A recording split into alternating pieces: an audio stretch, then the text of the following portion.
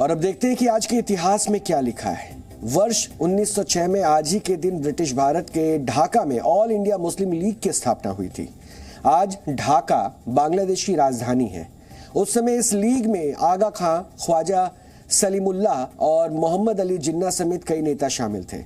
मुस्लिम league का दावा था कि कांग्रेस पार्टी में हिंदू सदस्यों को जितने अधिकार मिले हुए हैं उतने मुसलमानों को नहीं दिए गए, इसलिए भारतीय मुसलमानों के अधिकारों को सुरक्षित करने के लिए मुस्लिम लीग की स्थापना की गई। इस संगठन के मुख्य उद्देश्य थे ब्रिटिश सरकार के प्रति मुसलमानों में निष्ठा बढ़ाना, मुसलमानों के राजनीतिक अधिकारों की रक्षा और उनका विस्तार करना। वर्ष 1940 के लाहौर अधिवेशन में जिन्ना ने अलग मुस्लिम देश की मांग रखी थी। वर्ष 1947 में बंटवारे के बाद ऑल इंडिया मुस्लिम लीग कई दलों में बंट गया था और आजाद भारत में वर्ष 1948 में मुस्लिम लीग को भंग करके इंडियन यूनियन मुस्लिम लीग की स्थापना की गई थी। आज ये पार्टी केरल राज्य में सिमट गई है। वर्ष 1943 में आज ही के दिन नेताजी सुभाष चंद्र बोस ने अंडमान और निकोबार के पोर्ट ब्लेयर में भारत की आजादी का झंडा फहराया था और यह भारत का पहला क्षेत्र था जो ब्रिटिश हुकूमत से आजाद हुआ था। वर्ष 1942 में दूसरे विश्व युद्ध के दौरान ब्रिटेन और जापान की सेना के बीच युद्ध चल रहा था और अंग्रेजों से लड़ते हुए जापानी सेना वर्ष 1942 में अंडमान निकोबार द्वीप समूह तक आ पहुंची और 23 मार्च 1942 को इसने अंडमान के द्वीपों पर कब्जा करके वहां से अंग्रेजी सेना को खदेड़ दिया था। 25 अक्टूबर 1943 को नेताजी ने भी अंग्रेजी सरकार के खिलाफ युद्ध की घोषणा कर दी थी। तब तक नेताजी अंतरिम आजाद हिंद सरकार का गठन कर चुके थे और जापान के समर्थन से नेताजी ने 30 दिसंबर 1943 को झंडा फहराने के साथ साथ अंडमान और निकोबार द्वीपों का नाम शहीद और स्वराज रखा था। वर्ष 2006 में आज ही के दिन इराक के पूर्व राष्ट्रपति और तानाशाह सद्दाम हुसैन को बगदाद में फांसी दे दी गई थी।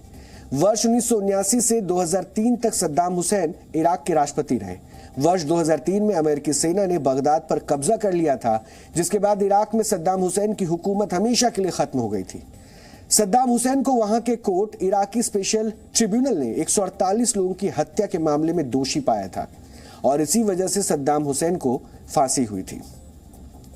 वर्ष 1922 में आज ही के दिन रशिया की क्रांति के बाद यूएसएसआर यानी कि union of Soviet socialist republics की स्थापना हुई थी और इसमें रशिया, बेलारूस और यूक्रेन जैसे देश शामिल थे।